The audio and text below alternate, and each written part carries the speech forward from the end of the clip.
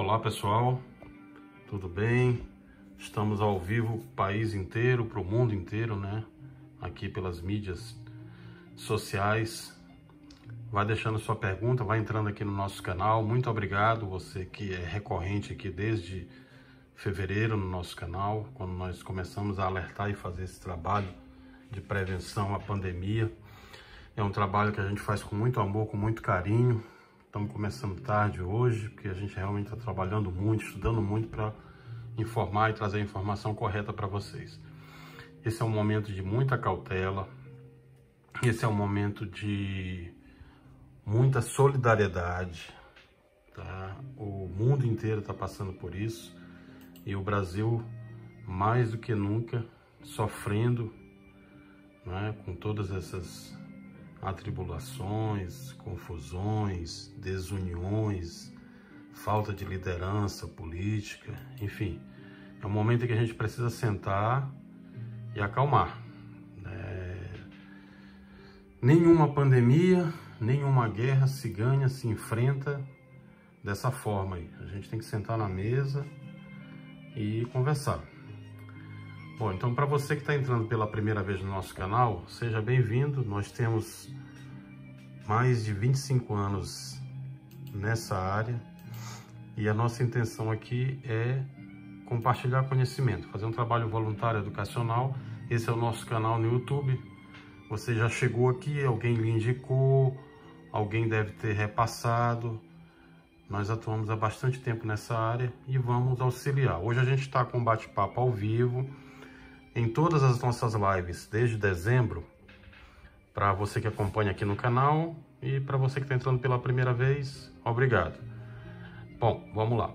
Nós criamos esse canal aqui para auxiliar as pessoas quando eu ainda estava na China. Eu viajo muito para a China, trabalho nessa área e a gente tem muita experiência com os orientais, com Taiwan, com as Coreias.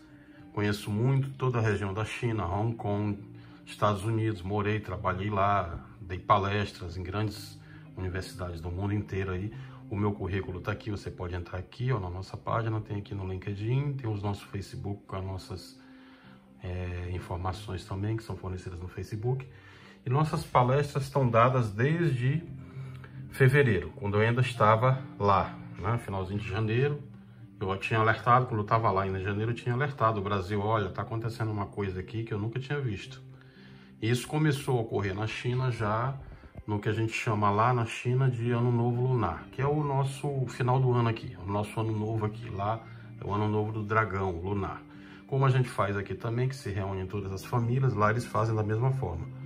Mas infelizmente foi por lá que começou, eu já expliquei isso em lives anteriores. Sempre eu vou comentando um pouquinho para vocês dessa vivência que a gente trouxe de lá. O certo é que quando explodiu a coisa toda, quando a OMS alarmou, que já foi aí pelo dia 7 de janeiro, nós conseguimos ainda alarmar, avisar o que estava acontecendo lá, informar, e muitos conseguiram se precaver. Todas essas lives nossas estão aqui divididas no canal, então você pode ir lá e assistir uma por uma. De repente você tem dúvida de como começou, de repente você tem dúvida na área de direito internacional, da qual eu sou professor. Então você pode ir lá, por exemplo, querer saber, vou pegar uma live aqui, plano de saúde. Professor, eu queria saber se plano de saúde atende. Então você vai lá, abre a live referente a plano de saúde. Como é que ficam seus contratos, como é que ficam suas contas, como é que ficam os seus direitos durante a pandemia. Nós explicamos isso tudo detalhadinho lá, tem toda a sinopse. É só você entrar lá e assistir, deixar sua pergunta, tá? As perguntas normalmente a gente vai respondendo tudo ao vivo. Como vocês estão entrando aqui, já estão colocando as perguntas, vão colocando que a gente vai responder. E tem live específica de quando a gente estava lá na China, tem live de quando a coisa começou a acontecer, as nossas previsões, as nossas predições. Se vocês podem olhar, as predições elas ficam aqui, então não tem como alguém dizer que não foram feitas. Está aqui, elas foram feitas. Nós fomos praticamente o primeiro canal no Brasil a alertar. Ajudamos outros canais também mencionam o nosso canal, a gente agradece por isso. Mas nós avisamos ainda, se você pegar aqui, quando ninguém sabia quem seria o epicentro, quando a China ainda estava com 10 mil casos, nós já vínhamos avisando, olha, muito cuidado que tanto o Brasil como os Estados Unidos têm características aí epidemiológicas, de estrutura, de infraestrutura, contaminação pelo ar, né, o contágio pelo ar, pelos olhos, que a gente vai tirar dúvida também hoje aqui na live, para mostrar para vocês. Nós estamos com um monte de dúvidas chegando, vão colocando as perguntinhas que a gente vai responder na medida do possível para todo mundo. Então vamos fazer a nossa análise como a gente sempre faz, a nossa análise mundial, análise nacional, para a gente ter uma ideia. Nesse momento nós temos 4.628.000 casos de coronavírus, com 308.000 mortes e 1.758.000 recuperados. As curvas logarítmicas exponenciais, Estados Unidos continua na frente, com 1.484.000, o Brasil com 220.000, aqui são casos do World Metro, são os casos oficiais, tá? Eu já vou chegar lá para explicar para vocês como a gente fez aquela predição que saiu lá no Fantástico, saiu no Jornal Nacional, a CNN também divulgou, enfim, a Folha, Correio e outros órgãos divulgaram também. Como é que a gente chegou àquele cenário de estudo lá com os casos subnotificados, que eu já vou mostrar para vocês que nesse momento é, em média, 10 vezes isso aqui que você está vendo, e vou citar também por quê, tá? Então vamos lá, o Brasil nesse momento tem 220.291 casos. Nós estamos encostando na Itália e como eu fiz a predição na live passada, aconteceu. Nós estávamos atrás da Índia, do Irã, da Turquia, da Alemanha, da França, ultrapassamos. Agora anotem a nova predição aí, nós vamos ultrapassar a Itália, vamos ultrapassar o Reino Unido e vamos encostar aqui na Rússia, tá? Em casos oficiais. Nós estamos tendo uma média de 25.000 casos por dia. Já é a mesma média dos Estados Unidos, é uma média muito preocupante. Sendo que nós ainda não testamos nem 2% do que os americanos já testaram. Se você observar aqui, os americanos já testaram 11 milhões. Nós, agora que testamos, 735.000. O que significa que o nosso índice já é muito alarmante. Como eu falei nas lives anteriores, nós já somos epicentros do mundo.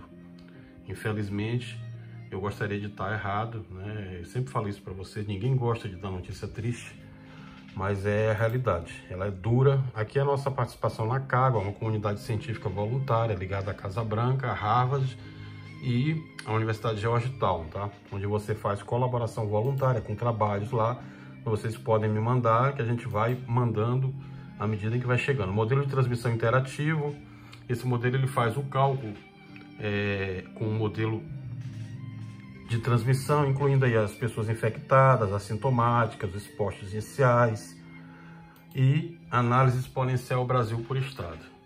Nesse momento, nós temos um monitoramento a nível Brasil com casos oficiais aí que a gente acabou de citar, próximo de 220.000.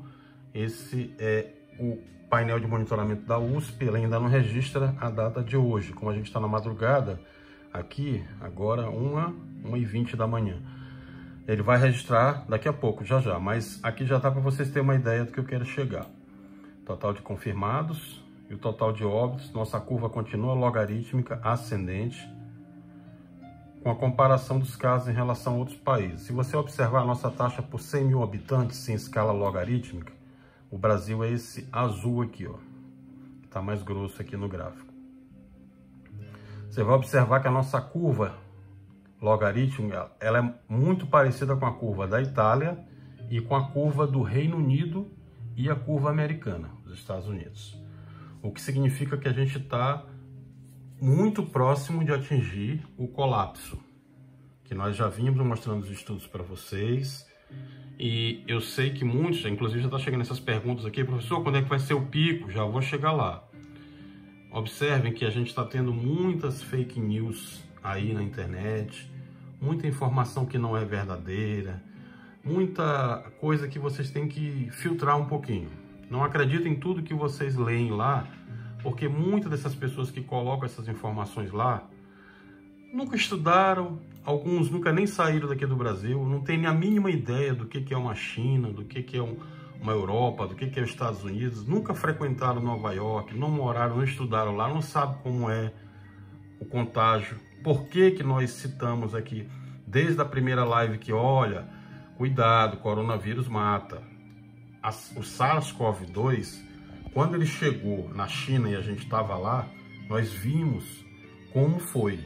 Por isso que a gente criou o canal, no intuito de salvar vidas, no intuito de avisar a todos na comunidade que era uma coisa muito perigosa, porque nós estivemos de perto olhando lá.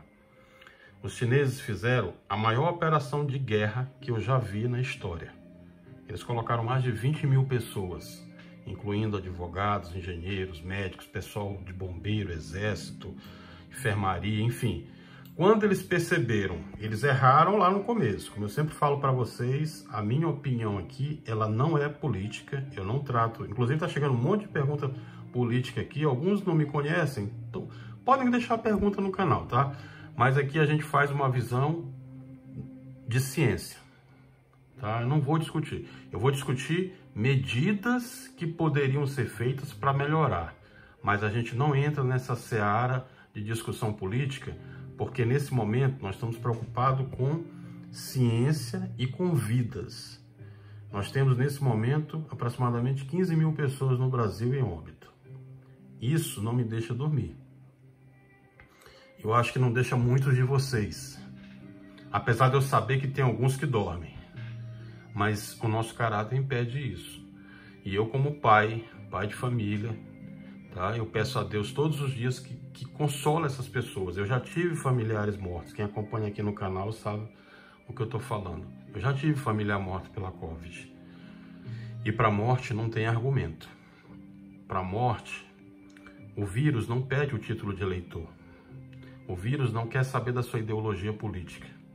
Ele trata todos da mesma forma. Nós temos que procurar nos unirmos.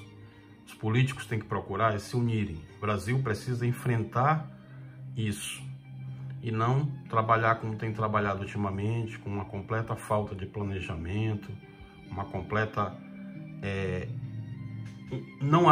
Você não observa o envidamento de esforços, né, de todos juntos para enfrentar. Não, quem está enfrentando é o povo. O povo é que está morrendo lá na ponta. Inclusive eu olhei uma cena hoje que eu já vou comentar com vocês ali no nosso gráfico. Aqui em Brasília, olhei também no metrô da Luz, em São Paulo, olhei no Rio, olhei no Maranhão, olhei no Ceará, olhei no Amazonas. Eu procuro pegar isso tudo para passar para vocês. Pacientes que estão chegando para serem atendidos de Covid, e quando o paciente chega no hospital, estão sendo devolvidos, estão pegando metrô, estão passando tratamento para eles, para voltarem para casa. Nós não temos kit de teste, nós não temos medicamento, e estão devolvendo os pacientes para casa. Isso, no direito, é crime, é omissão. Agora, pior, você pega um paciente que não está mais assintomático, ele já apresenta sintomas, ele já está com hiposmia. O que é hiposmia? Perda de olfato e paladar, ele já tem alguns sintomas relacionados à Covid, já tem outras pessoas dentro de casa que estão com sintomas. Aí você pega e ao invés de tratar esse paciente, você manda para o metrô lotado, às vezes ele está sem máscara, e o que ele vai fazer? Ele vai contaminar mais pessoas. Então, do ponto de vista de planejamento de saúde pública, nós temos que mudar radicalmente, porque tem muita coisa errada. E aqui eu não vou discutir política, como eu nunca faço com vocês, eu estou discutindo ciência. Nós temos que mudar. Não está legal. Esse tipo de tratamento é omisso, esse tipo de tratamento está estimulando as pessoas a voltarem. Esse aqui é o simulador de epidemias, que eu sempre mostro para vocês como que a gente faz o cálculo, que eu já vou entrar lá no nosso gráfico para mostrar para vocês, sem ser os casos notificados oficialmente, quantos casos nós temos no momento. O simulador de epidemia, ele calcula a população que não é imune à doença, ou seja, os suscetíveis, a população altamente incubada, que são os expostos, número de infecções ativamente circulando, são os infectados, População não mais infectada por isolamento ou imunidade, são os removidos do gráfico. Os totalmente recuperados e as hospitalizações ativas, os que estão hospitalizados, além das fatalidades, que são os óbitos. Isso a gente mostrou na live anterior, é só você voltar lá. É o R0 que a gente sempre chama aqui. Esse é o nosso objetivo, chegar no R0, no paciente R0, para diminuir essas transmissões. Vamos então para o nosso gráfico. Esse gráfico ele foi feito, como eu expliquei na live do mês de abril, foi feito um comparativo da USP com a Coreia do Sul. Esse estudo foi divulgado no Fantástico, no Jornal Nacional. É uma metodologia que leva em conta a taxa de letalidade dos casos, o Case Fatality Ratio lá, né? E ela é fixa, ou seja, o método ele faz um ajustamento da curva de casos com base no registro de óbitos, considerando que este é mais consolidado no nosso país. Se você for nos registros de cartório, você vai ver que tem muita gente lá que está sendo catalogada, infelizmente, né? A família já tem um problema enorme. A pessoa fica ali, fica 3 dias, não é atendida, acaba que morre. Aí tem um outro problema depois, que não consegue pegar o atestado de óbito, porque aí vão lá e colocam como... não colocam como COVID, estão colocando como insuficiência respiratória, como infarto, ou seja, outras tipificações que a gente sempre comenta. A COVID não é uma simples doença respiratória. É isso que muitos não conseguem entender. Inclusive quem é da área médica não entende. Agora que estão começando a entender. E nós já falamos isso desde lá da China. A COVID é uma pandemia muito séria. Ela tem outras tipificações e ela não é somente respiratória. Ela tem mostrado aí, nós temos aqui alguns relatórios de Harvard, do MIT, de Stanford, Universidade de Hong Kong, Universidade da China, Universidade do Japão, universidades da Europa, que mostram que a COVID tem causado problemas em rins, problemas neurológicos, problemas digestivos, enfim, uma série de problemas, além dos problemas respiratórios. Esse é o gráfico de estimativa. Então, nesse momento, esse é o nosso gráfico real. Se você considerar as subnotificações e a situação atual estimada da população infectada pela COVID, nesse momento, com os casos ajustados, comparando com os casos notificados oficialmente nós teríamos próximo, como eu mostrei para vocês agora, 220 mil. Extraoficialmente, incluindo os casos mostrando a discrepância do real cenário brasileiro, de população de pessoas infectadas pela doença, que não estão sendo notificadas, como esses casos que eu acabei de citar, que a gente vê diariamente aí, paciente sendo devolvido, paciente voltando para casa, paciente em tratamento em casa, e só se está notificando oficialmente quem? Só quem já está em estado grave. Às vezes nem quem entra em óbito consegue ser notificado oficialmente. Obviamente que isso também está errado. Como profissional do direito, nós fizemos a nossa parte, caminhamos denúncia para o Ministério Público Federal investigou, o Ministério Público Estadual está investigando. Isso está sendo muito rotineiro em todo o Brasil e não pode, está errado. Tem que haver a notificação oficial. Isso leva a isso aqui, ó. Se você pegar os casos ajustados nesse momento como preditos, nós teríamos nesse momento como casos preditos 2.641.075 casos. Isso aqui faz com que a gente já tenha um número maior do que o número dos Estados Unidos. E nós já seríamos epicentro, como eu falei para vocês, em 3 lives atrás. 3 lives anteriores nós falamos. Não foi ontem, não foi anteontem, não. Nós fomos os primeiros a falar no Brasil sobre isso. Muitos vieram aqui na página, colocaram aquelas mensagens que normalmente extremista coloca. Aquilo ali não adianta vocês colocarem aqui na minha página, não adianta você ir lá no Facebook colocar, porque eu não tenho medo nem de militante presencial, quanto mais militante de internet. Isso aí não vai resolver. O que vai resolver é você fazer um trabalho como a gente está fazendo aqui, para ajudar as pessoas, um trabalho voluntário, um trabalho solidário. Eu poderia estar debaixo do colchão lá com minha família agora dormindo, vai dar 2h30 da manhã, eu estou ao vivo aqui com vocês respondendo. E isso é toda semana, e isso é de 4 em 4 dias, e a gente está trabalhando, está ajudando, está procurando, está visitando, para ajudar. É isso que vocês deveriam fazer também. Quando a gente não tem muita coisa que fazer, vem para cá, vem ajudar, vai no hospital, vai ser voluntário, vai trabalhar lá no corredor, vai ajudar médico, vai ajudar enfermeiro, vai ajudar administrador do hospital, vai pegar material, vai pegar essas pessoas que estão no meio da rua, que estão precisando, vai dar uma carona, vai levar uma cesta básica. Isso é bom, isso faz bem, vai fazer bem para você também. Isso é muito melhor do que qualquer tipo de extremismo. Nós já falamos sobre extremismo aqui. O extremismo ele é estudado. O negacionismo ele é estudado desde antes de Cristo. Vai ler lá Aristóteles, vai ler Sócrates, vai ler os filósofos, vai ler Carl Sagan. Se você for ler, você vai observar o que eu estou falando. Vai ler Freud.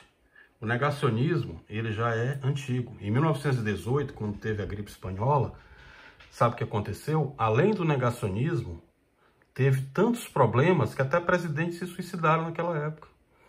O presidente morreu, inclusive um presidente do Brasil. Quem conhece história aí, quem conhece direito, lembra disso.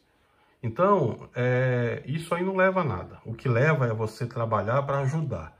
A gente tem que ter um pensamento positivo, um pensamento progressivo, para tentar ajudar essas pessoas. Não é fácil.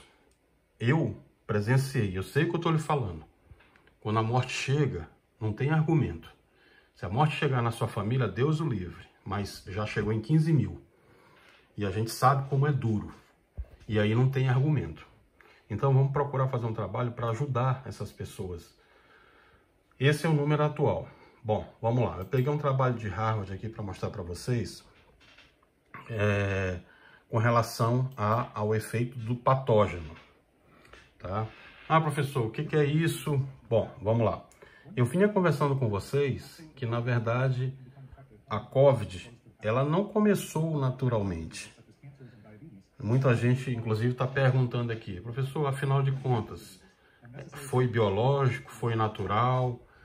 Não, isso eu já respondi na live anterior. Só você voltar lá que vai ver minha explicação científica sobre isso. Eu vou resumir aqui para você, como a gente está com pouco tempo, eu vou resumir. Eu estava lá na China, eu posso lhe testemunhar. Se você pegar, eu até comecei a fazer isso aqui, no outro Mac aqui, para mostrar para vocês. Se você pegar o DNA viral da SARS-CoV-1, que foi a primeira SARS do CoV lá na China, isso não é de agora não, tá? Isso aí a gente está falando de 2002. Em 2002 já se falava em SARS-CoV-1. Então, se você comparar o vírus, o DNA do vírus, você vai ver que não tem a menor possibilidade de ele ter sido fabricado em laboratório, ou de ter sido, como alguns achavam, um ataque, bioterrorismo, essas coisas aí de teorias conspiratórias que não provam nada. Então isso aí tudo são suspeitas. Não aconteceu. O que aconteceu de fato é que nós temos um vírus muito perigoso, mas que ele é natural, ele foi criado naturalmente. Os chineses erraram lá por algum motivo, mas não foi um erro, vamos dizer assim mesmo, um erro com intenção, com dolo de matar. Até porque muitos dos profissionais lá do laboratório de virologia de Wuhan, na China, a China a gente conhece bastante lá, já viajamos bastante, moramos lá, trabalhamos lá, ainda trabalhamos com empresas chinesas, a gente presta consultoria para as empresas chinesas, então a gente sabe como que funciona. Muitos desses médicos que estavam lá, eles morreram. Muitos parentes dos médicos que estavam em Wuhan morreram. A China gastou 2 trilhões nessa operação de guerra histórica que ela conseguiu contornar. Então, se não fosse isso, a China hoje não teria somente esses 83 mil casos que eles têm. A China era para ter mais de 5 milhões. Mas como eles agiram muito forte para poder conter a Covid-19 lá em Wuhan, eles conseguiram evitar que ela fosse para outras localidades. Então acabou que eles não levaram para Guangzhou do lado, não levaram para Shenzhen, não levaram para Xangai, não levaram para Pequim. E foi aquilo que eu citei desde a primeira live nossa. Se você pegar a nossa primeira live, eu disse, olha, se o Brasil conseguir isolar somente os aeroportos, a gente consegue conter o SARS-CoV-2.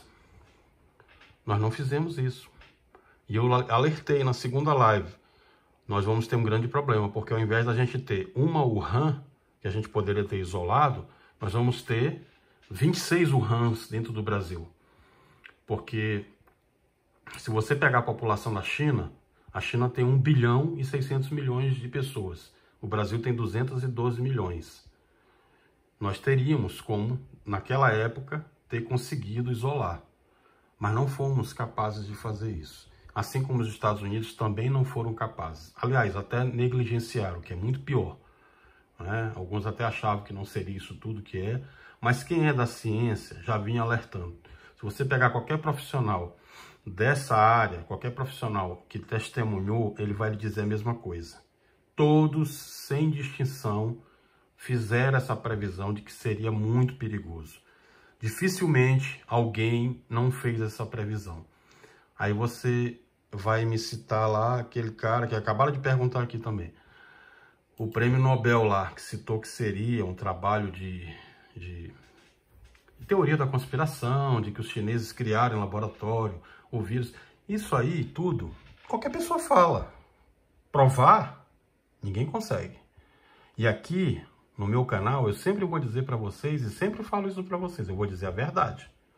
Doa quem doer, eu não vou dizer a verdade que você às vezes quer ouvir, mas é o que está acontecendo. Eu jamais vou dizer para vocês que uma teoria da conspiração, que é um fato criminoso como esse, teria sentido. Até porque, no dia que isso acontecer, agora não vai acontecer mais, porque eles não vão ter como encontrar nada. Já foi comprovado, inclusive os próprios americanos, o FBI, a CIA, fizeram um trabalho de investigação na China enorme e concluíram que não tem nada disso. O que tem, sim, são suspeitas, porque o Trump é candidato no final do ano, vai concorrer com o vice do Obama, que é a chapa do Obama com o Biden lá, e nesse momento o Trump não se reelege. É óbvio que ele vai ter que criar algum fato novo para justificar a negligência que ele teve de não trabalhar com a Covid como deveria ter trabalhado. Porque eles falharam. Isso aí não tem nenhum argumento de nenhum negacionista que consiga provar que os Estados Unidos fizeram uma administração correta com relação à Covid. Não fizeram. Deveriam ter feito. Como a China fez. A China fez, Taiwan fez, as Coreias fizeram, Nova Zelândia está aí, já estão voltando ao novo normal. Eu iria comentar mais tarde um pouquinho sobre esse pessoal que está voltando ao novo normal. Alguns países da Europa, pequenos, já estão voltando ao normal. Nós não vamos ter o normal, já citei isso para vocês, nós vamos ter um novo normal. Tudo isso que está acontecendo é culpa exclusivamente nossa, como seres humanos. Há 2 meses atrás eu publiquei um artigo falando, nós vamos ter muitos problemas, porque temos muitos problemas com relação à forma como o homem mudou. Os animais estão saindo do campo, estão vindo para a cidade, você está começando a perceber muitas zoonoses e até separei o material para mostrar para vocês aqui também. Tá aqui, tá em chinês, mas dá para vocês terem uma ideia. São conceitos básicos. Esse material de Harvard também, ele fala um pouco dessa parte de epidemiologia. E compara o SARS-CoV-1, lá em 2002, novembro de 2002, está aí, com o SARS-CoV-2. Compara com a MERS, compara com HIV, compara com outras doenças. Onde eles querem chegar? Que isso não é de agora. E quem já estudou em Harvard, quem já estudou universidades lá fora, Universidade da China também, tem esse material também, sabe que eles levam muito a sério esse tipo de estudo, porque na ciência você não pode ficar criando situações, você tem que falar a verdade.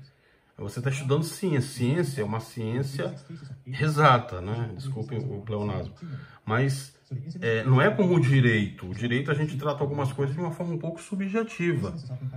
O que é lockdown para mim no direito, que é um anglicismo, né? Porque não existe esse termo no direito, ele é um anglicismo, ele é um termo internacional tentado ser adaptado a um confinamento nacional. E aí ele mostra, você vê aí o número de subnotificações, número de casos que ocorreram em determinado período. Uma outra relevância, uma outra similitude que a gente sempre comenta. Tanto a SARS-1 como a SARS-2, elas têm muita semelhança com a gripe espanhola, em 1918. Se você observar os gráficos da gripe espanhola, você vai ver que a gripe espanhola, como eu citei aqui para vocês, que na verdade deveria se chamar gripe americana, porque começou lá no Kansas, foram os americanos que começaram, mas como os espanhóis acompanhavam de perto e tinham uma transparência em informar, acabou ficando como gripe espanhola. Mas a gripe é americana. Mas isso também não muda muito. É a mesma coisa de querer culpar o Brasil pela chikungunya, né? pelo Zika vírus, ou seja, isso não leva a nada. O vírus não é chinês, como o vírus da chikungunya não é brasileiro, como o vírus da gripe espanhola também não é americano, porque você não pode, isso aí leva um pouco a um certo tipo de preconceito, é uma certa xenofobia, porque não é que seja brasileiro, ele foi falho por um chinês. Não significa dizer que o povo chinês é assim. Houveram chineses que falharam. Eles vão responder por isso, já responderam, inclusive já teve gente que morreu lá. Foi uma confusão danada lá. Teve um médico que a gente teve acesso lá. Esse médico foi um herói lá na China, porque ele foi o primeiro a revelar. Muita gente não acreditava. O governo, o Partido Comunista Chinês o censurou. Enfim, quando o governo passou a dar atenção porque ele estava transmitindo realmente, aí já era tarde demais, foi que eles correram para fazer a operação de guerra, para cercar tudo, e isso aí tem que se dizer a verdade. Eles fizeram uma operação que nenhum outro país fez. Nós poderíamos ter feito aqui, para não deixar chegar na situação que a gente está hoje, com 2 milhões de contaminados aí, subnotificados, 223 mil oficiais, 15 mil mortos. Isso é muito, isso é muito. Lá na China, quando chegou em 323 mortos, eles pararam a China inteira. Foi lockdown nacional. Eu estava lá, eu vi como foi. É parar. É fazer o que nós falamos aqui na live do mês de abril, que, graças a Deus, o governo do Maranhão consubstanciou o nosso trabalho, enviou para o Ministério Público. O Ministério Público recorreu ao juiz lá, nosso amigo Douglas lá, e o doutor Douglas, dentro do direito, da forma correta, decretou uma liminar de lockdown. Isso também foi feito em outras localidades do Brasil. Foi feito no Ceará, foi feito agora no Rio, né? Tem um decreto lá no Rio, o governador editou um decreto lá. Eu vou falar especificamente de lockdown na nossa próxima live. Estou preparando material para vocês, porque como é muito ligado à área do direito internacional, tem aí que a gente vai falar de o que é estado de calamidade pública, o que é estado de sítio, o que é estado de defesa. Eu vou trazer um pouquinho mais de informações para vocês. Como a gente faz tudo aqui sem lei, é tudo ao vivo, não tem edição, vocês sabem como é. Então, eu vou responder na medida que as perguntas vão chegando. Não dá para a gente falar de tudo ao mesmo tempo, né? Então, a gente vai falando o que é mais importante que vai chegando aqui.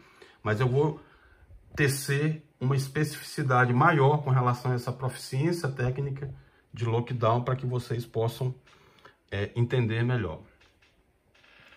Então, resumidamente, nesse momento, o que nós temos? Nós temos o vírus entrando muito forte no Brasil, muitas pessoas aí em hospitais, já estamos próximo do colapso. O colapso, quando me perguntar aqui, já vou comentar já sobre o colapso. Vamos lá. Isso aqui foi um estudo da New England Journal of Medicine sobre o SARS-CoV-2. A transmissão pelos olhos, eu fiquei de trazer para vocês, estudei bastante, são 3.923 páginas. O que eu posso resumir para vocês sim, tem transmissão pelos olhos. Professor, é pelas lágrimas? Não, não é pelas lágrimas, é pelo globo ocular, né? Pelo ACE2, aquela outra enzima lá, você tem a transmissão pelo globo ocular. Então, mais do que nunca, você deve usar óculos ou viseira ou um protetor facial. Botar um plásticozinho, mas tenha muito cuidado com seus olhos. E como eu citei para vocês na live do mês de março, eu vinha prevendo isso. Olha, tanto os Estados Unidos como o Brasil, eles vão ter muitos casos de contágio e vai ser muito rápido o contágio, porque esse contágio vem pelo ar. Muitos não atentaram. Depois até fizeram uma matéria aí e tal, no jornal, aquela coisa toda, quando já era tarde. É a mesma coisa do lockdown. Nós agimos tarde. Nós estamos falando aqui de lockdown, nós estamos falando de isolamento social, nós estamos falando de confinamento há 2 meses. E quando você sai nas ruas, você ainda observa pessoas naturalmente, tá? Esse é o estudo da Universidade da China com relação ao contágio pelo ar, pelos aerossóis. Eu falei disso aqui especificamente em uma live explicando, mostrando, nós mostramos os vídeos, como as gotículas transmitem, até o ato de falar. Se você estivesse aqui do meu lado, eu falando, você poderia estar pegando o SARS-CoV-2. Eu poderia estar lhe transmitindo se eu tivesse sintomático ou se tivesse assintomático transmitindo. Eu poderia lhe transmitir o vírus, até falando. Agora você imagine sem máscara, não é? Então, mais do que nunca, como a gente sempre falou, por que os orientais reagiram tão bem ao vírus? Muitas pessoas aqui colocaram essas perguntas aqui, eu já vou respondendo essas aqui também, porque aqui a gente já respondeu muito, aqui a maioria que está perguntando é gente nova, não assistiu as lives anteriores. Por favor, volte nas lives anteriores para você ver como nós comprovamos cientificamente, explicamos passo a passo. Não tem essa teoria da conspiração, não é porque os chineses saíram de lá. Isso aqui tudo esqueça, isso aqui. Aqui é o nosso bate-papo em alto nível. Esse bate-papo aqui nosso não é bate-papo de grupo de WhatsApp, aqueles bate-papo que você vê lá do lado, no Facebook. Não, aqui é bate-papo científico. A gente fala e prova. E só fala o que é verdade. Por isso que é um bate-papo com muitas perguntas e respostas. Tem que ser no nível dessa forma. Eu estou agendando uma próxima live para vocês para tratar especificamente de dúvidas. Eu já fiz vários artigos sobre isso, explicando lá por que tem que usar máscara, por que tem que usar viseira, por que ferro de passar mata o vírus, que algumas pessoas perguntaram na live anterior. Por que esses testes que vocês estão fazendo, alguns dão positivo, outros dão negativos, né? 70% de eficácia, como é o protocolo, o GPM, o IgC, isso aí tudo eu vou tratar numa live específica e explicar para vocês no bate-pronto, só para a gente perguntar, vocês só perguntarem e eu só responder. E eu vou juntar também outras perguntas para a gente fazer uma análise bem científica com relação a essas dúvidas. Bom, eu peguei esse artigo aqui, que é muito bom, da Luana também, lá do UFRJ. Nesse momento, tem muita gente criticando o isolamento social. Ah, não era para ter feito isolamento social. Não, errado. Tem que ter o isolamento social. Teria que ter tido. Graças a Deus, ao isolamento social que foi feito, nós só temos esse número. É um número alto que a gente está tendo. Mas ele já reflete um pouco do que melhorou. Era para a gente ter um número bem maior, tá? Quarentena é o período em que o indivíduo entrou em contato com alguém apresentando sintomas da doença e ele precisa se resguardar para entender se ele foi ou não contaminado, podendo ou não vir a desenvolver a clínica da doença em si. Para a Covid-19, esse tempo foi calculado em 14 dias, considerado suficiente para que o período de incubação seja vencido e tenhamos algum desfecho. Já o distanciamento social é o comportamento de se afastar fisicamente de outras pessoas no decorrer dos seus afazeres diários, a fim de se manter uma margem de segurança contra a transmissão mais acentuada de uma patologia. A Covid-19, por ser transmitida majoritariamente por gotículas de saliva carregadas com as partículas virais, permite que essa distância seja de 2 metros. Isso seria suficiente para que essas diminutas gotas de saliva, ao serem expelidas durante a fala, mais pesadas, que são com relação ao ar, sofram a ação da gravidade e caiam no chão ou superfícies próximas a ele. Quanto a estes 2 primeiros conceitos, gregos e troianos, não parece ter tanta divergência, à exceção da discussão sobre as máscaras, né? Que é um mote de outro texto para o futuro. Máscara, eu já falei para vocês, é obrigatório usar. Ponto final, tem que usar. Quando você usa máscara, é só pegar a live anterior que você vai ver o gráfico que a gente mostrou lá. As gotículas, elas deixam de ser expelidas. E você está se protegendo e está protegendo o seu próximo também. Esse foi o estudo feito lá no laboratório da China com as pessoas que estavam naquele bar que eu citei. É só voltar na live anterior que você vai ver lá. Como que a gente comprova que houve a transmissão por aerossóis. O que é aerossóis? A transmissão pelo ar.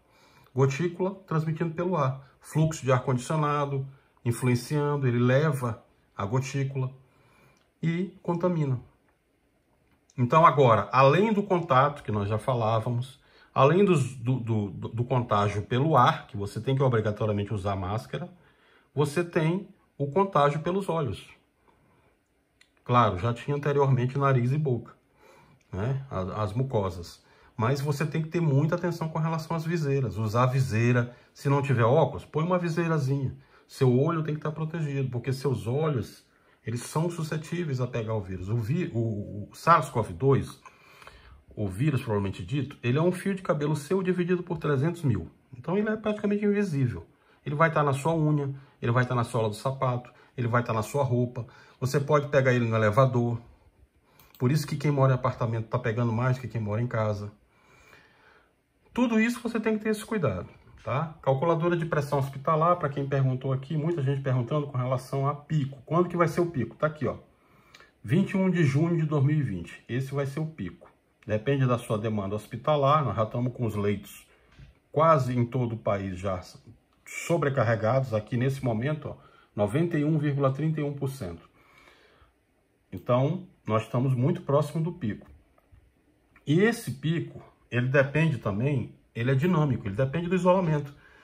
Como nós estamos fazendo poucos testes, esses números, eles são todos dinâmicos. Em tese, nós teríamos que ter mais testes, para que essa análise seja mais próxima da realidade.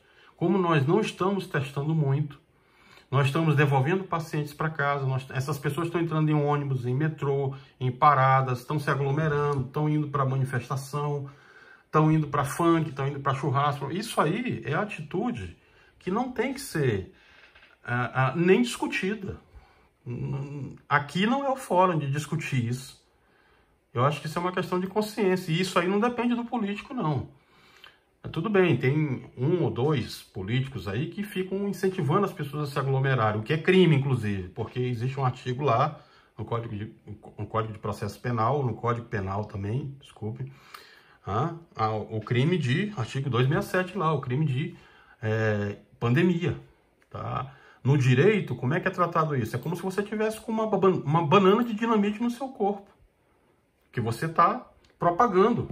Você pode a qualquer momento explodir ali no frente de todo mundo. É a mesma coisa, se você está contaminado, você está sabendo que está contaminado, está influenciando as pessoas a se contaminarem, é crime, está errado. Não tem que se discutir, tá? Não tem que negar. E o que a gente vê, infelizmente, é uma ignorância enorme. São pessoas aqui em Brasília, em São Paulo, no Rio, no Brasil inteiro, no Nordeste, no Sudeste, no Sul. São pessoas extremistas indo para a delegacia, depor, dando trabalho para o Estado, dando trabalho para os policiais, dando trabalho para o delegado, dando trabalho para médico. Por uma simples atitude, botar uma máscara na cara. Ninguém precisa vir com uma farda, não precisa ser advogado, não precisa ser um delegado. Não precisa estar alguém pintado com uma cor de uma roupa para mostrar uma verdade que você já deveria ter pensado. Olha, isso é vergonhoso. Me desculpe, mas o que eu vou falar aqui é vergonhoso.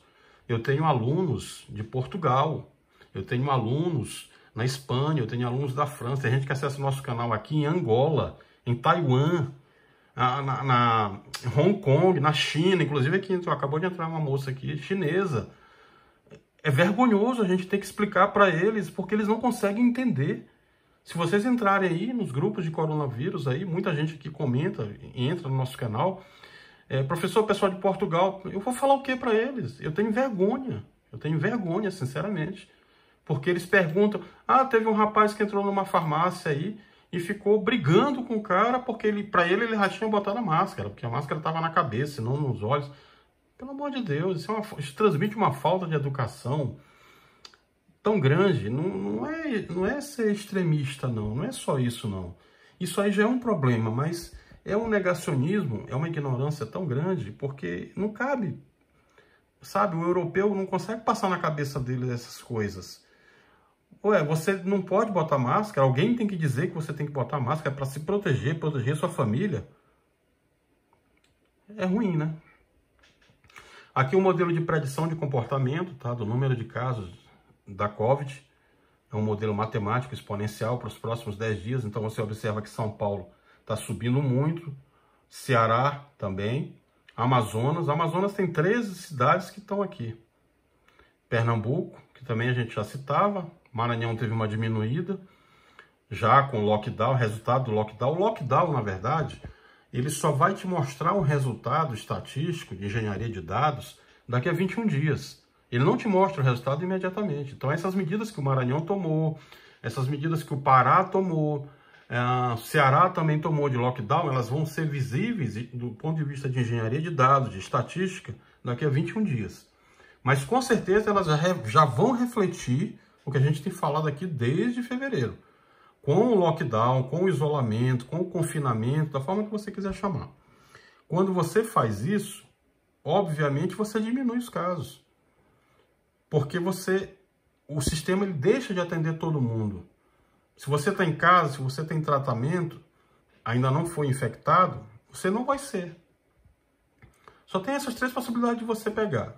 Não vai vir ninguém, muita gente inclusive aqui perguntando, pessoal, com relação a delivery, frutas, que está chegando e tal, tudo isso aí você tem que fazer o seu trabalho. Você tem que ter atenção, álcool e gel, sabão, controlar tudo certinho. Agora, principalmente pelo ar, tá? Fica longe, usa máscara, sua proteção, cuidado com os olhos. Tem muita gente que está pegando pelos olhos, muita. Eu peguei os gráficos aqui de Harvard para mostrar para vocês. Aqui é outro estudo também de droplets e aerossóis e SARS-CoV-2. Isso aqui também mostra um outro estudo também, que vai mostrar isso que eu estava falando para vocês. Aqui a parte de, assim, dos respiradores mecânicos também, que já comentei isso com vocês. Tem muito médico aí adotando um procedimento não invasivo, tem que ter cuidado com relação a esse respirador mecânico, são muitos dados, são muitos parâmetros ajustáveis, pouca gente sabe mexer com isso, tem que ter cuidado também, tá? Principalmente porque no momento de pandemia, como a gente está vivenciando, às vezes as pessoas saem até da situação normal. E tem que levar isso em consideração também. Estudo da Universidade da China também, aqui apontando o que eu falei para vocês sobre os olhos, para ter cuidado. Mais outros assuntos aqui, eu vou começar a responder as perguntas, que o tempo da gente já está chegando aqui, o controle. Vamos lá. Vai lá, filha, pega as perguntas aí para a gente começar a responder para o povo todo. Aqui a John Hopkins University também, mostrando para vocês, tá? Tem algumas notícias boas, mas eu vou falar em uma live específica com relação a estudos de vacina e remédios, tá? A gente evoluiu bastante, já tem mais ou menos umas 150 vacinas em teste, remédios também, anticorpos já produzidos, mas que ainda não foram testados, são todos trabalhos embrionários ainda, mas nós vamos tratar numa live específica sobre isso. O que a gente tem nesse momento, o que é? Nós não temos vacina, não temos remédio, o tratamento ainda é muito pífio, só pega ali no começo, tem 3 fases de tratamento, mas esse tratamento só serve para o começo. Não vão nessa, o que a gente tem que fazer é isolamento. Não tem vacina, não tem remédio e não tem cura. E principalmente, quem está pegando, a gente tem olhado muito isso, não cura definitivo. Isso é uma coisa que a medicina ainda está estudando, tá? Professor, com relação ao ferro de passar roupa, ele inativa o SARS-CoV-2, derruba os perfis de tecido. Olha, pessoal, tudo que a gente vai responder aqui para vocês é em tese. Tudo que está se estudando, tudo que a gente está comentando com vocês, está sendo estudado. Ninguém sabe tudo, tá? Ninguém sabe tudo. A gente tem que ter a humildade de vir para cá e falar para vocês que está todo mundo aprendendo.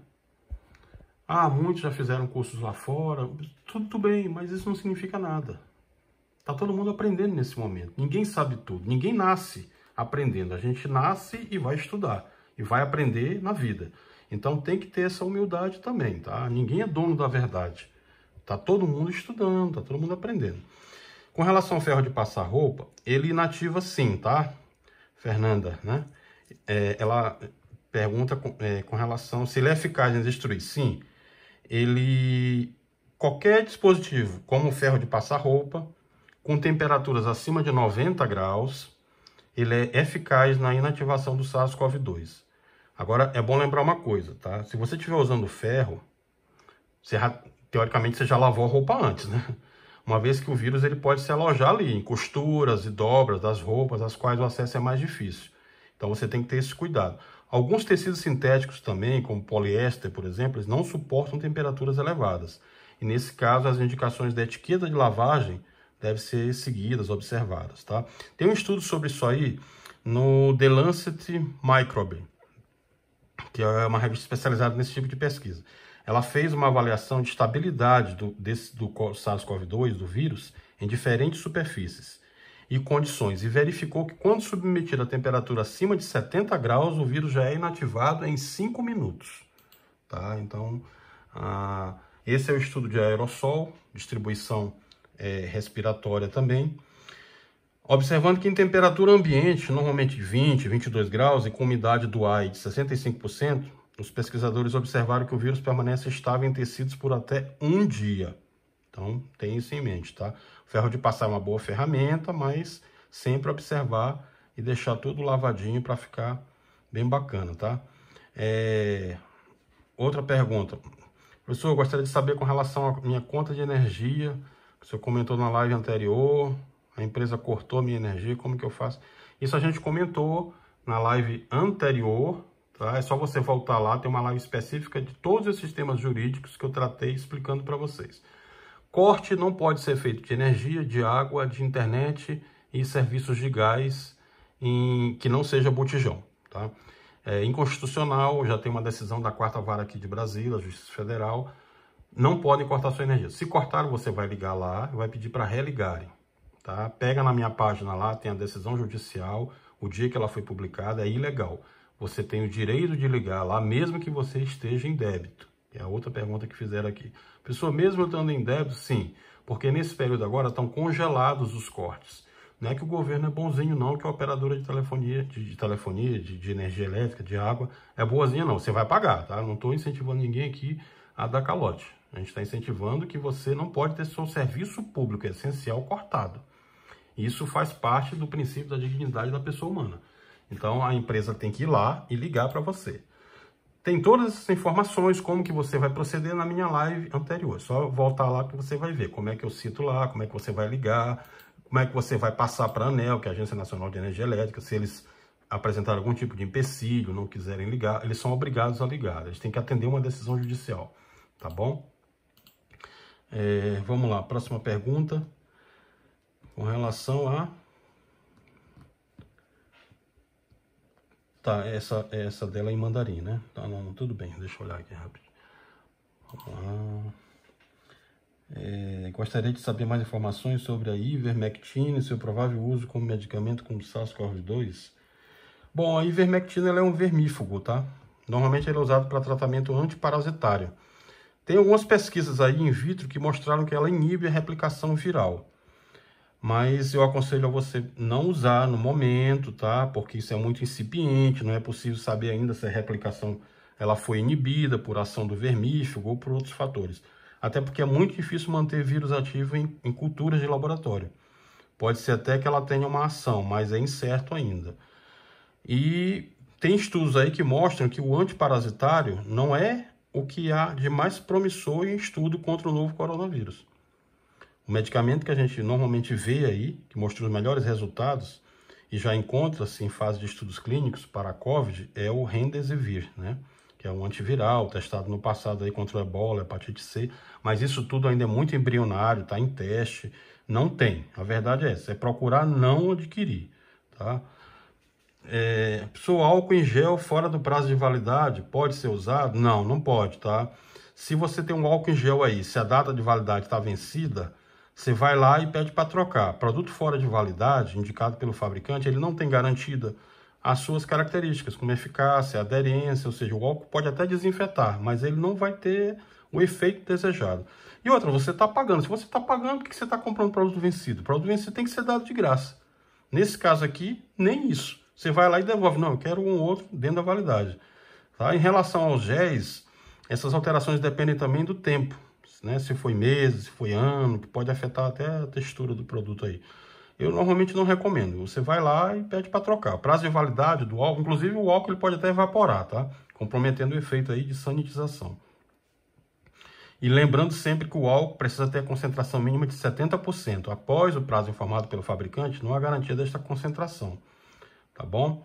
Próxima pergunta, vamos lá, rapidinho. Mãos contaminadas podem levar o vírus aos olhos? A transmissão por lágrimas, ela é desconhecida ou é verdadeira? Não, tá? A gente acabou de falar sobre isso. É possível, sim, a entrada do vírus nos seus olhos por meio do ar. Gotículas com esses vírus que estejam em suspensão, eles podem entrar pelos olhos. As lágrimas, não. A lágrima é só uma via de transmissão, mas não tem estudo comprovando, não, que pode ser pela lágrima, tá? Pelos aerossóis, sim. Pelo ar, sim. Até 3 horas após uma pessoa infectada espirrou, tossiu, pode pegar no seu olho e você vai adquirir. Só não há evidência de que essas partículas possam entrar no organismo pelos olhos através das lágrimas, tá? Ainda não tem esse tipo de teste. Normalmente, em ambiente hospitalar, isso fica mais complicado, porque os profissionais de saúde estão ali, eles são mais expostos, usam óculos de proteção, tem aquele procedimento de intubação que libera partículas, aerossóis no ar, mas pessoas comuns normalmente não têm necessidade de usar esse artefato lá, tá? Não há nenhum tipo de relato ainda de permanência do vírus em lágrimas, mas ainda é embrionário, a gente não pode afirmar. Portanto, nesse momento não há uma via de transmissão conhecida por lágrimas, ok? Próxima pergunta. Meu marido está infectado e se ele adoecer, deve ser isolado. Bom, se o seu marido está infectado, ele já tá transmitindo, né? Então, se ele está com suspeita de Covid, mesmo com quadro leve, você precisa dormir separado dele. Ele pode ser isolado ou em outro endereço, ou em outro quarto, mesmo que ele não apresente mais sintomas, mas se ele não fez o teste para a doença, é aconselhável ter aquele tipo de tratamento com oxímetro, como a gente já recomendou, para controlar a hemoglobina ali no sangue, procurar um médico, sempre procurar, sempre, nem que seja por telemedicina, mas procurar o profissional que está aí próximo de você, especializado, tá? Nunca se automedicar. E sempre procurar manter os quartos separados, tá bom? Por quê? Porque não pode compartilhar banheiro, roupa de cama, talher, utensílio. E se a pessoa não fizer o teste, é preciso permanecer em isolamento por pelo menos 14 dias. Se não tiver mais sintomas, pode voltar a dividir os mesmos ambientes. Mas isso sempre com acompanhamento médico. Vai lá, leva, tá? Não toma nenhum tipo de remédio, não faça nenhum tipo de automedicação. O quadro leve, sempre lembrando, não é garantia de que a pessoa não vai infectar o parceiro e que os sintomas podem demorar de 2 a 5 dias para surgir. A gente já comentou isso aqui. Por isso, deve-se evitar compartilhar objetos e utensílios, assim como dormir na mesma cama. No caso de 2 pessoas, se elas se contaminaram juntas ou apresentando sintomas iniciais ao mesmo tempo, aí não é preciso distanciamento, tá bom? Outra pergunta que acabaram de fazer aqui também. Se os 2 estão infectados, não adianta fazer mais isolamento, né? Só tem que se isolar dos outros, mas de vocês 2 não. Professor, com relação à vacina, pergunta com relação à vacina do fabricante X. Não tem vacina, isso aqui tudo é muito embrionário ainda. Existem vários laboratórios pesquisando vacina, a gente tem acompanhado aqui, tem laboratório alemão, tem laboratório chinês, tem laboratório americano, tem laboratório francês, já está dando uma confusão danada, tem gente dizendo que não vai mandar para o Brasil porque a nossa posição do mundo é diferente da OMS, já tem... A França está brigando com os Estados Unidos. Deixa primeiro eles encontrarem a vacina, testarem direitinho. Isso aqui não vai demorar muito tempo, tá? O que há hoje é que a gente tem que observar todo esse processo aí com muita cautela. Esse resultado ele não vem da noite para o dia. Essas coisas não acontecem assim. Isso demora. Tem que ser testado exaustivamente. Existem protocolos. É bem detalhado. O processo de fabricação de uma vacina, para vocês terem uma ideia, ele é tão complexo. Ele envolve 4 fases até o produto final. A fase 1 busca os anticorpos que funcionam contra aquele antígeno, né? A fase 2, a fase de testes in vitro, que a gente chama, aí é testado em modelo animal. Aí vem a fase 3, é o estudo de eficácia. A fase 4, os possíveis efeitos colaterais. Então isso aí demora, não é assim tão rápido não, tá? E ainda tem o seguinte, uma vacina normalmente ela não pode trazer mais malefícios do que benefícios. Ou seja, ela precisa proteger sem deixar o indivíduo mais doente. Então você tem que testar com muito cuidado. Algumas farmacêuticas dessas aí já iniciaram testes em humanos. Lá na China eles já começaram, já tem uma que passou, já tem uma da Pfizer também, já tem uma com a alemã Biotech também. Essa vacina ela é feita a partir da sequência do RNA viral. Esse RNA viral ele codifica a proteína, ele vai lá naquela proteína S de spike, né, a espícula, e aí os cientistas esperam que uma vez dentro das células, esse fragmento do RNA seja usado para iniciar a produção da proteína S.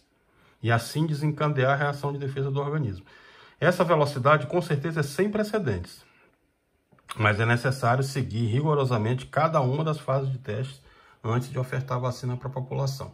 Tem muitos fabricantes, inclusive fabricantes na bolsa, dizendo que já tem, mas ninguém mostra, né? Muita gente fala que já tem e tal, mas ainda vai demorar muito. Não é o momento ainda de se... Isso ainda vai demorar um ano, para vocês terem uma ideia aí, tá? Não vai vir agora. O que tem que fazer agora é se isolar e manter o isolamento social. Professor, manifestação de herpes. Ter herpes pode aumentar o grau de infecção por coronavírus? E com relação ao sintoma de dor de cabeça, aparecimento de herpes na boca, pode ter essa sensação? Bom, o que são as herpes? Herpes são manifestações na pele causadas por vírus da família, né? Aquele vírus herpes viridae. Entre eles tem o varicela zoster, causador da catapora, ou pode ser o hipervírus tipo 1, HSV1, que se manifesta na maioria das vezes com lesões na boca, ou o tipo 2, que provoca manifestações genitais. Os dois tipos aí, eles causam uma doença comum, que é a herpes simples, para a qual 99% da população adulta apresenta imunidade. Essas manifestações, elas acometem entre 0,5% e 1% da população. Alguns herpevírus permanecem dormentes no organismo e pode ser reativado quando a imunidade do portador estiver baixa. Normalmente não existe correlação, tá, entre ser portador de herpes simplex e a COVID-19.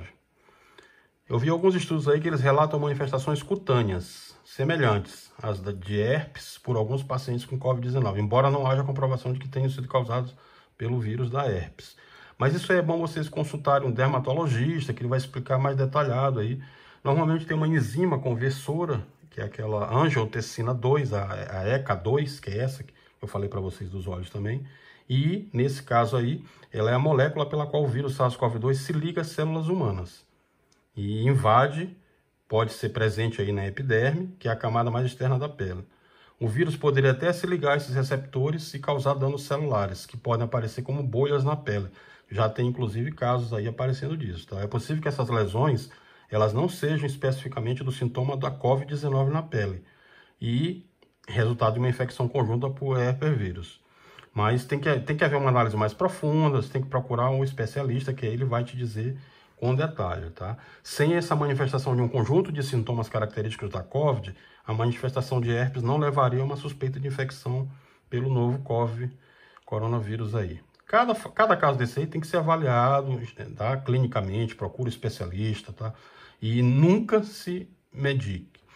Bom, vamos lá. Vacina da gripe, infecções por outros vírus podem alterar o teste sorológico?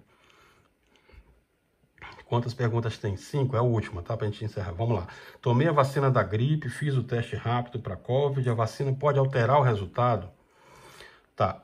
Em tese, a vacina da gripe ela pode alterar durante 30 dias, tá? A detecção dos anticorpos IgM, que aparece na fase aguda da infecção. Mas isso é pouco comum. Depende do fabricante. Você pega lá o fabricante, ele vai explicar direitinho lá. Normalmente, um experimento realizado com pacientes aí, que eu vi lá no Sírio-Libanês, os médicos observaram essa alteração em menos de 10% dos exames realizados. Outro fator que pode interferir nessa detecção dos anticorpos IgM é uma monocleose recente. É uma doença causada pelo vírus Epstein-Barr, que ataca especificamente as células que produzem os anticorpos. Contudo, não houve nenhum caso encontrado até o momento nos hospitais lá que o laboratório atua, tá? Mas procure infectologista, que ele vai te explicar detalhadamente, procura sempre um especialista da área.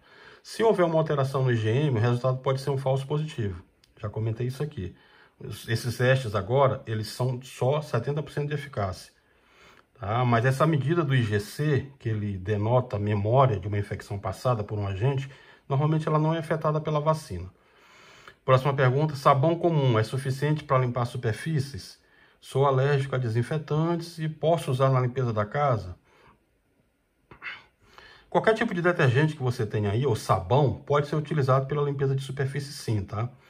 Normalmente usem hipoclorito de sódio, que é a água sanitária, ou cândida, para limpeza do chão. Você dilui na água comum, proporção de uma colher de sopa aí para cada tanto de água, né?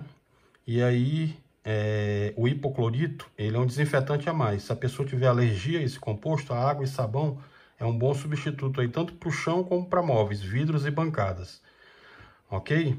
Bom, pessoal, as outras perguntas aqui que estão chegando vão ficar para a próxima live nossa, que a gente está com o tempo aqui bem escasso. Só para a gente consultar aqui mais uma vez quantos casos nesse momento. Vamos dar um refresh para a gente poder encerrar a live aqui. 4.628.549.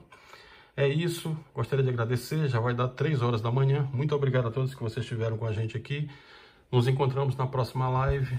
Siga o nosso canal, indique para algum amigo, ajude-nos nesse trabalho voluntário, solidário, de tentar salvar vidas, para que eles se inscrevam no nosso canal aqui. A gente não ganha nada com isso, mas ganha o seu respeito, a sua dignidade. Você está me ajudando a salvar vidas. É esse o nosso propósito maior. Quanto mais vidas nós pudermos salvar, e a informação nesse momento, ela é muito importante. A informação às vezes não chega onde tem que chegar. Então vamos nos ajudar, vamos indicar também, tá? Clica no botão inscrever-se aqui no nosso canal e na próxima live a gente vai conversar muito mais sobre outros temas para que a gente possa debater ao vivo. Muito obrigado mais uma vez, paz e bem, fiquem com Deus. Forte abraço.